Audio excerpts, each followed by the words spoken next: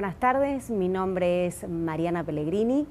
Lo que vamos a ver hoy es la utilización de los mercados de futuros y opciones como herramientas de cobertura. Como bien ustedes saben, en el sector agropecuario existen tres tipos de riesgos importantes: el riesgo climático, el riesgo precio y el riesgo de las variables económicas y las políticas que puede implementar un país. Lo que nosotros nos vamos a meter es en el riesgo precio. Quienes están del otro lado, si es un productor o es un acopio o es una industria, saben que en esta cadena lo que se comercializa son commodities agrícolas. Y los commodities agrícolas, una de las características más importantes que tienen es su volatilidad de precio. Por lo tanto, lo que vamos a tratar de hacer hoy, de manera muy sucinta, es indicarle cómo el productor, que es uno de los más expuestos a las variaciones de precio, es decir, cuando siembra un trigo, un maíz, una soja, qué es lo que le sucede al momento de que tiene que vender a partir de la cosecha. Entonces, yo les voy a mostrar, para que ustedes observen, estos gráficos que vemos nosotros de evolución de un precio de un trigo, de una soja, de un maíz, que entre el periodo de la siembra y el periodo de la cosecha va sufriendo variaciones de precio, y en estos casos lo que se observa es que son de tendencia bajista. ¿Qué quiere decir? Que el productor siembra en una determinada época del año, no importa cuál fuera el cultivo, pero en la medida que se va acercando a la época de cosecha, ese precio por el cual él después va a tener que vender se ha depreciado. ¿Y cuál es el inconveniente? Y que es probable que quizás ese precio no cubra los costos, ¿sí?, principalmente los directos, o cubra una parte de sus costos, o que pierda directamente, es decir, que directamente no cubre los costos o que no pueda ser rentable. Y nadie quiere estar en un negocio que no sea rentable. Una persona que maneja una explotación agropecuaria es como cualquier actividad de otro sector de la economía, con la diferencia que obviamente comercializa commodities agrícolas, que están expuestos, ¿sí?, al libre juego de la oferta y la demanda.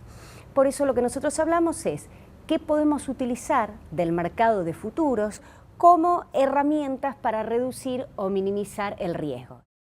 El mercado es una institución garantizada, autorregulada, controlada, es decir, que permite garantizar esas operaciones, por lo cual el productor o cualquier otra persona de la cadena de los agronegocios puede cubrirse en este, digamos, mercado.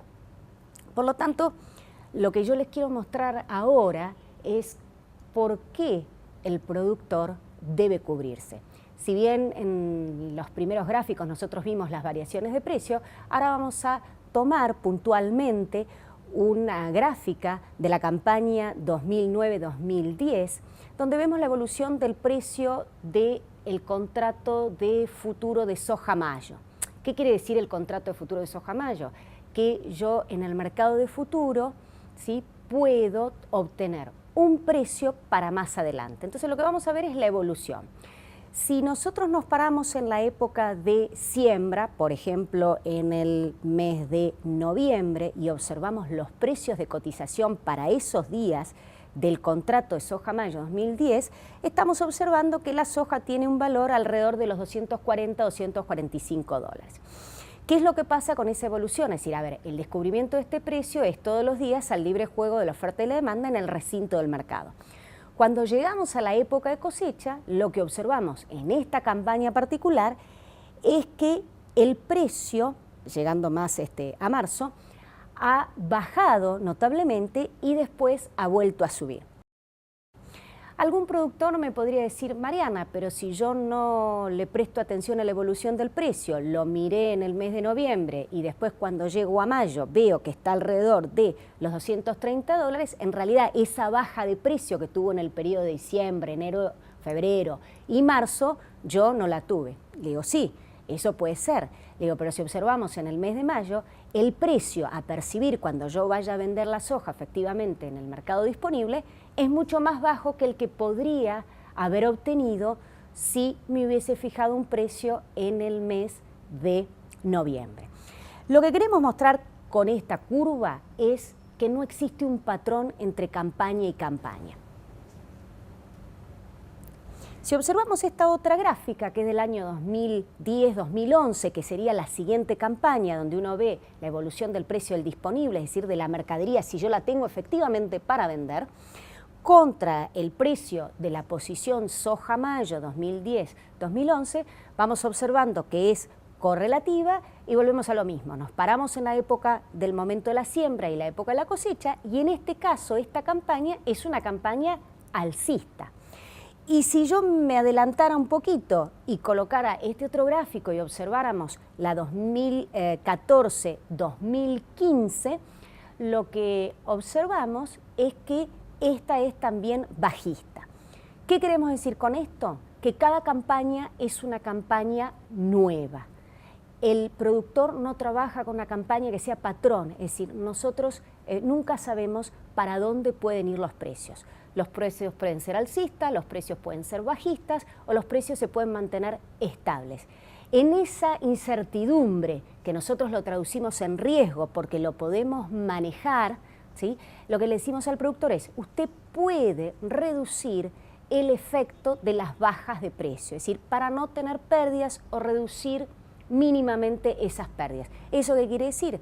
Que en el momento de la siembra, ¿sí? Yo podría tomar un precio ya en el mercado y desacoplarme de estas variaciones de precio. Volviendo, si me vuelvo a la campaña 2009-2010, si yo quisiera en el mes de noviembre, tomo un precio en el mercado futuro de $245, me desacoplo de todas esas variaciones, es decir, esa curva, toda esa baja grande que se produce en el mes de marzo, que toca casi los $220, más perfora el precio, o en enero, que está más o menos alrededor de los 225, a mí no me impacta porque yo ya tengo un precio que me lo ha brindado el mercado de futuro. Conclusión respecto de esto es el productor tiene que poder identificar, ¿sí?, cuáles son sus costos para poder tomar los precios que le ofrece el mercado de futuro para así poder cubrirse. En general, en el mercado físico existe un instrumento, el productor ya lo tiene incorporado, que se llama contrato forward, que es un instrumento que permite, ¿sí?, tomar un precio hacia más adelante, es decir, hacia futuro, pero este contrato forward, como ya lo conocen todo y es de una utilización muy simple, te da un precio, pero ese precio está comprometido con la cantidad. ¿Qué significa? Que llegado el momento de la cosecha, quien me ha ofrecido este instrumento, generalmente es la exportación, yo le voy a tener que entregar esa mercadería, esa cantidad prefijada anticipadamente, y el exportador me va a pagar el precio que fijamos 4, 5, 6 meses antes. ¿Qué quiere decir? Podemos anticiparnos al precio de parte de nuestra cosecha. Si el precio llega a bajar, no perdemos, es decir, yo puedo tomar un forward de $245, cuando llegamos a la época de cosecha, estamos hablando de una soja, por ahí los que están del otro lado, pero hay veces no saben, dice, ¿de qué precio estará hablando? Vamos a tomar como un promedio, y yo quizás llego a la campaña con $230. Si yo tomé los 245, es decir, le estoy sacando $15. Si no hubiese tomado ese forward, llego a mayo y tengo que vender, a lo que estuviese, que serían los 230, habiendo perdido, 15. Ahora, el mercado de futuros ofrece un instrumento muy similar, ¿sí? Por eso lo que yo les voy a mencionar es decir, el forward es un buen instrumento, pero ¿qué sucede? Es un precio único y fijo, yo no puedo desarmar el contrato, porque como el contrato lo que compromete es precio y cantidad, al comprometer el físico, estoy expuesto a las variables climáticas. ¿Qué quiere decir? Si yo estimaba que iba a levantar 500 toneladas y a mí me cae una piedra y solo el rendimiento es de 300, yo tengo un compromiso con un comprador en 500 y me están faltando 200 toneladas. Y eso no se puede desarmar. Llegada el momento que yo tenga que cumplir con ese contrato, voy a tener que sentarme y tratar de renegociar porque me está faltando, mercadería, que también obviamente es perjuicio para quien compra, que también con este contrato lo que hizo es asegurarse esas 500 toneladas a un determinado precio. Es decir, en este contrato hay dos personas que se están asegurando mercadería y precio. Obviamente el productor se cubre de la baja y obviamente el exportador se está cubriendo de la suba. Y otro, digamos, de las debilidades que tiene este contrato, que está concentrado en la época generalmente de la cosecha o en algún periodo en el cual el productor por ahí ha almacenado y luego va a vender. ¿Por qué? Porque ata el físico de la mercadería. Entonces, como yo dije al inicio, lo que vamos a ver es dos instrumentos muy simples, pero del mercado de futuros, ¿sí?, que lo que hacen es reducir el famoso riesgo-precio, en este caso de uno de los participantes, que sería el productor. El productor lo que tiene es poder utilizar o un contrato de futuro propiamente dicho, o lo que se llama un contrato de opciones. Los mercados de futuros, en definitiva, lo que hacen es ofrecerle un precio con anticipación conocido, ¿sí?, para la cosecha o para el momento que la persona decida, digamos, vender. Obviamente teniendo presente las posiciones que ofrece este mercado de futuros. Quien no utiliza mercados de futuros se queda expuesto al 100% del riesgo de las variaciones de precios. Quien no se cubre en un mercado de futuros, en definitiva, lo que está haciendo está, digamos, especulando con su mercadería. Especulando en el sentido de que la va a vender a lo que el precio esté cuando él decida. Y venderlo a lo que el precio esté, de lo que le pague el disponible, le puede afectar mucho a su rentabilidad o directamente, que es peor, no cubrir sus costos. Entonces, muy rápidamente vamos a ver cómo, con un ejemplo, podríamos utilizar un contrato de futuros.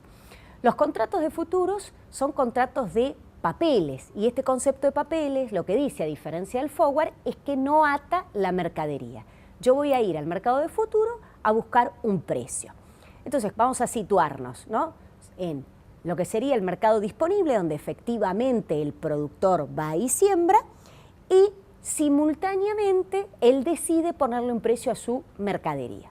Por ejemplo, estamos en el mes de octubre, el productor siembra soja y observa el mercado de futuro y ve que puede obtener un precio de $240. Entonces, ¿qué hace? Vende un futuro de soja mayo a $240. ¿Qué le significa? Que una parte de su soja sembrada vale, en la medida que vaya, digamos, evolucionando el cultivo, 240. Y cuando lleguemos a la época de vencimiento del contrato en el mercado de futuro, que está relacionado con la época en que el productor levanta su soja, va a estar valiendo alrededor de ¿qué? De los $240. ¿Cómo es operativamente esto? ¿Cómo es así muy simple? Bueno, el cultivo sigue evolucionando, llegamos a la época de cosecha y yo tengo mi soja en el campo para levantar y un papel en el mercado de futuro, en el cual decía que yo estaba vendido soja mayo de 140. ¿Qué hago? Cancelo ese papel, porque yo tengo una venta en un, digamos, mercado institucionalizado, compro esa soja mayo, con el simple hecho de comprar esa soja mayo en la misma cantidad de contratos que yo haya vendido, cancela, no tengo ninguna obligación más del mercado, y en este ejemplo nosotros estamos cancelando, digamos, el contrato, ¿sí?, en un mercado bajista, por lo cual yo estaría comprando en esta situación el papel en alrededor de $210. Esta misma baja que observamos en el mercado de futuro se observa también en el mercado de disponible, es decir, lo mismo que va sucediendo en el mercado disponible se va sucediendo en el mercado de futuro. Esa es justamente la característica por lo cual los mercados de futuro se pueden utilizar como cobertura, si no, no se podrían utilizar, se podrían utilizar para otra cosa, es decir, para ganar dinero, no para cubrirse. Entonces, cancelamos el papel de $210, es decir, comprando el futuro. Si yo vendía anticipadamente a $240 y ahora compro a $210, obtengo una ganancia de $30. ¿Y a mí qué va a hacer el mercado? Me va a liquidar, obviamente a través de un corredor, los $30. ¿Dónde está mi soja? Mi soja la estoy levantando en el campo. Voy, sí, en el disponible, a vendérsela ¿a quién? A un exportador, a un acopio, ¿sí?, a quien yo haya comprometido, digamos, el físico, y lo voy a vender al precio de ese momento. ¿A cuánto va a estar la soja? Y la soja va a estar alrededor de los $210. Por lo cual, yo vendo a $210, recibo el dinero de los $30 por el mercado de futuros y mi precio final de venta de la soja me queda en $240. Conclusión, ese precio que yo me fijé en el mes de octubre es el precio final que yo estoy obteniendo en el mes, en este caso de la cosecha, que sería mayo. Si yo no me hubiese cubierto, es decir, sembraba, miraba los precios, los analistas decían, guarda que el mercado puede bajar, no miro, sí, están 240, 250, 230, y yo digo, no me gusta el precio, y me quedo con eso, sí, en vez de analizar que ese precio me cubra los costos, quedándome como no me gusta, no me interesa, ¿qué pasaría? Llego a la cosecha y termino vendiendo, si el mercado es bajista, en $210. Perdí 20, 30 o $40 cuando podría haber vendido a un precio más alto. Cuando yo hice referencia acá al que no me gusta, el productor es muy común que diga, este precio no me gusta, este precio no me interesa. Y en realidad lo que el productor tiene que observar es cuáles son los costos a cubrir. Y en función de los costos, mirar los precios. Si yo tengo un costo X y el precio del mercado de futuro que me ofrece me está cubriendo, sobre todo los primeros costos, los costos directos, es decir, los costos de implantación, ¿siembro o no siembro? Si no, nadie se va a dedicar a esta actividad si no le está cubriendo, digamos, los costos. Entonces, eso es lo primero. No digamos si nos gusta, sino hacer el verdadero análisis racional de si me cubre los costos. Lo otro que podría pasar, que muchas veces los productores dicen, bueno, Mariana, pero si yo hago una venta de futuro anticipadamente y le pongo un precio cierto y el mercado venía medio lateralizado, con no tanta volatilidad, y de repente empieza a bajar y después empieza a subir, yo pierdo plata. No, digo, usted no pierde plata, usted lo que deja es de ganar. Entonces volvemos al mismo ejemplo, que sería, yo en el mes de octubre fijo un precio de venta a futuro en 240, el mercado entra a subir. ¿Quiénes suben? Va subiendo el disponible y va subiendo también la posición de la soja mayo en el mercado de futuro.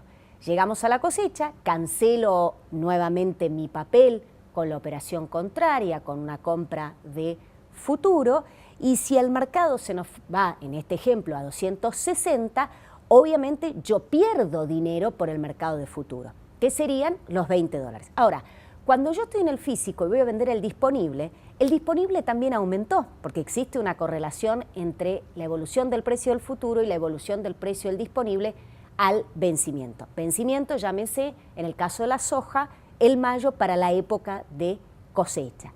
Entonces, ¿qué sucede? Que yo cuando voy a vender mi soja la voy a vender alrededor de los $260. Le descuento mi pérdida por el mercado de futuros y lo que me quedo es en el precio de los 240. ¿Cuál era? Era el precio que yo había fijado en el mes de octubre. Con esto, ¿qué es lo que queremos decir? Que cuando yo utilizo un contrato de futuro para el productor venderse anticipadamente, es que yo me pongo un precio cierto anticipadamente y me desacoplo de las variaciones de precio. Si el mercado baja, yo no pierdo, y si el mercado sube, dejo de ganar. Cuesta lo del tema del dejar de ganar, pero yo no pierdo. El concepto de la cobertura es no perder. Igualmente yo les voy a reforzar y vamos a ver esa gráfica que vimos al inicio de la campaña 2010, es decir, campaña 2009-2010, donde nosotros observábamos que cuando el productor estaba sembrando, ¿sí?, había un precio del mercado futuro alrededor de entre los 240 y 245 dólares. Si yo en ese momento vendo un futuro, y se puede ver bien con la flecha cómo uno se desacopla del precio, y llego al momento de la cosecha, cancelo el papel, después vendo mi mercadería en el físico y la persona termina quedándose con un precio final de venta de 240. Lo único que hemos hecho es, el mismo ejemplo anterior, es verlo en un gráfico y ahí uno observa que toda esa caída de precio que tuvo la evolución de la soja mayo 2010, entre el periodo de diciembre, enero y febrero, él se ha desacoplado. Es decir, uno lo que hace cuando utiliza un contrato de futuro, en el caso del productor vendido, es ser previsible, le da previsibilidad a su negocio. Ahora bien, habíamos visto otros gráficos donde hablábamos, bueno, pero Mariana, si el precio sube, ¿cómo puedo hacer yo para estar cubierto y acompañar esa suba? Porque si no, alguien podría decir, bueno, la evolución de la campaña que le seguía, la 2010-2011, que se las vuelvo a mostrar para que ustedes observen, que fue una campaña sumamente alcista. ¿Qué pasa? Si yo voy haciendo forwards o voy vendiendo futuros, me voy quedando fijo en esos precios y la suba que tiene el mercado yo no la puedo tomar, porque tanto el forward como la venta futuro es un precio fijo. Con la diferencia que el contrato de futuro, al ser un papel, yo lo puedo cancelar. Entonces no me quedo fijo en ese precio. Entonces lo que tendría que hacer el análisis es distinto. Parado en la época de siembra, es decir, bueno, si es probable que la tendencia sea alcista y yo voy observando que el mercado va subiendo, escucho a los analistas, voy siendo racional y digo, bueno, no, momentito, si se siguen dando estas variables entre la oferta y la demanda, es probable que la campaña siga subiendo. ¿Qué instrumento puedo utilizar yo para, si llegase a bajar, es que no se dé efectivamente la suba, yo no pierda dinero, pero si sube, yo no me quede fijo o pueda tomar esa suba? Entonces ahí entra el concepto de las opciones. Las opciones son conocidas entonces como un seguro de precio, así lo conoce el productor. El concepto del seguro, ¿cuál es? Cualquiera puede tener un auto o una casa y el objetivo es asegurarse frente a la eventualidad de un siniestro. En nuestro caso, ¿cuál sería nuestro siniestro? Y en realidad el siniestro es la baja de precio. Entonces existe una opción que se llama put, por la cual el productor lo que estaría haciendo es, estaría adquiriendo el derecho a vender, ¿sí? En este caso una soja, mayo, si el mercado llega a bajar por debajo de ese precio que se asegura. Ahora, si el mercado llega a subir, él no queda obligado a vender a ese precio y puede vender más alto. Ahí es donde sale el concepto, al existir un derecho y no una obligación, a diferencia del forward o de la venta del futuro, que él en la suba no queda atado al instrumento y puede vender a lo que el mercado disponible está, tomando la suba, es decir, pudiendo acompañar. Pero veámoslo en un ejemplo que siempre es mucho más simple. Yo puedo comprar, en este caso, un put de soja mayo de $240. Como todo seguro, como en el seguro del auto o en el seguro de una casa, uno tiene la prima. La prima es la cantidad de dinero que yo estoy dispuesto a pagar por el valor del activo. En este caso, el valor del activo, el valor de la soja, va a ser el precio al cual yo estaría adquiriendo para venderme si el mercado llega a bajar. Porque la incertidumbre mía acá, lo vuelvo a repetir, es yo me estoy cubriendo a la baja, pero con un instrumento diferente a los que mencionamos antes. Entonces, el mercado de futuro, es decir, el mercado en sí, está alrededor de los $250. Y yo podría adquirir un put, es decir, comprarme el derecho a quedarme vendido a $240 con un costo de $10. ¿Qué quiere decir? Que yo estoy tomando un precio mínimo de venta, o como se conoce en la jerga, un piso, de $230. ¿Qué me significa? Que parado en el mes de octubre, yo podría tener, ¿sí?, asegurarme un precio mínimo de 230. ¿Y qué significa esto? Que si llegamos a la época de cosecha y el precio vale 240 o menos, 220, 210, 200, 180, mi precio va a ser el de $230. Ahora, si el mercado llega a subir, yo no estoy obligado a utilizar el put. Vamos al ejemplo. Yo le doy las indicaciones a mi corredor para que me compre un put de $240 con un costo de 10. Aclaro, el productor muchas veces dice, pero tengo que pagar $10. Escúcheme, estos $10 es para que usted pueda estar asegurado, para que usted pueda tener un piso, que si el mercado se desploma, usted pueda vender más alto de lo que el mercado está. En este caso, por estos $10, nosotros obtendríamos un precio final, si el mercado llega a bajar, ahí está la condición, de $230. Entonces, en abril, es decir, un mes antes del mayo, cuando es el vencimiento de las opciones, en nuestro ejemplo observamos que la soja vale 210 dólares. ¿Qué significa? Es como haber chocado el auto. Es decir, acá utilizo el seguro de precio. Si yo compré un put de 240 y el mercado está en 210, ¿qué hago? Lo uso. En la jerga se dice ejerzo. Es decir, ese ejercicio lo que me permite es que yo pueda vender por encima de lo que el mercado quedó. Entonces, vendo el futuro a 240, compro, como vimos anteriormente, cancelo ese papel, porque en definitiva lo que yo adquiero es una venta de futuro de 240, lo cancelo en 210 dólares, me gano 30, es decir, el mercado de futuro me va a mí a acreditar 30 dólares, gasté 10, porque fue el concepto de la prima, es decir, para el gasto, para haberme asegurado, o el costo en el cual yo incurrí para poder tener este seguro de precio a la baja, y obtengo 20 dólares neto. Voy al físico, vendo mi soja en 210, le sumo los 20 y tengo mi precio final de venta de 230 dólares. Si por el contrario el mercado, en vez de haber bajado, sube y llega alrededor de los 330 dólares, Mariana, qué precio alto. No, hubo campañas en las cuales los mercados subieron entre 50, 60 hasta más de 100 dólares. Esa gráfica que vimos, que ahora la vamos a volver a mencionar, de la campaña 2010-2011, subió más de 100 dólares. Entonces, si llegada la cosecha, la soja está alrededor de los 330 dólares, yo no utilizo ese put, porque no tiene sentido. A ver, no voy a vender a 240 dólares algo que ahora está en 330, pero justamente me lo permite el instrumento porque yo no estoy obligado. Entonces, ¿qué hace? Ni siquiera le tengo que informar al mercado. El put lo que hace es muere, ¿sí? Vence, no se utiliza, no se ejerce, es decir, las distintas formas de las que uno puede escuchar. Yo voy a vender mi soja en el mercado físico a 330 dólares y no me tengo que olvidar de restar el costo de haberme asegurado, es decir, los 10 dólares. Conclusión, ¿en cuánto terminé vendiendo mi soja? En 320 dólares.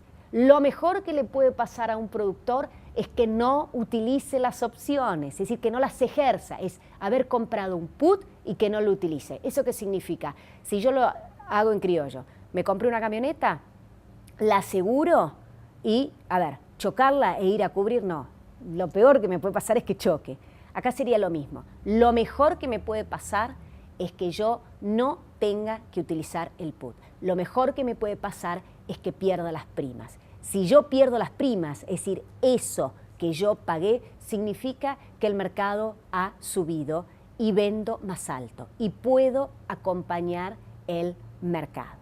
Si lo observamos en esa gráfica que yo les mencioné de la soja mayo 2010-2011 y estamos ahí alrededor del mes de octubre, compramos nuestro put de 240 con una prima de 10, hacemos un piso de 230 y acá se ve bien, el mercado va subiendo y en realidad mi soja va valiendo lo que va valiendo el mercado menos los 10 dólares. Cuando ya llegamos efectivamente al vencimiento y efectivamente también yo cosecho mi soja y ya la tengo para vender, la vendo a lo que está, en este ejemplo nuestro 330 dólares, le resto los 10 dólares y me quedan los 320. Es decir, otra forma de ver simple la utilización de una opción. Por lo tanto, para ir concluyendo, ¿qué es lo que hemos visto nosotros? Que el productor tiene dos instrumentos del mercado de futuros con los cuales se puede cubrir. Vender un futuro que le permite tener un precio fijo y cierto conocido con anticipación, que obviamente si el mercado sube no puede vender, digamos, más arriba, no lo acompaña, pero si baja no pierde. Y la opción en el cual si el mercado baja tampoco pierde, pero además si el mercado sube, él puede acompañar. Entonces, ¿qué es lo que debe hacer un productor? Combinar esta estrategia entre un porcentaje de su cosecha se la llevará un contrato de futuro vendido y otro porcentaje se lo llevará la compra de los puts. Inicialmente como estrategias muy simples, existen más estrategias, pero para que uno pueda arrancar y no perder dinero, uno combinando entre la venta de un futuro y la compra de un put puede ser rentable.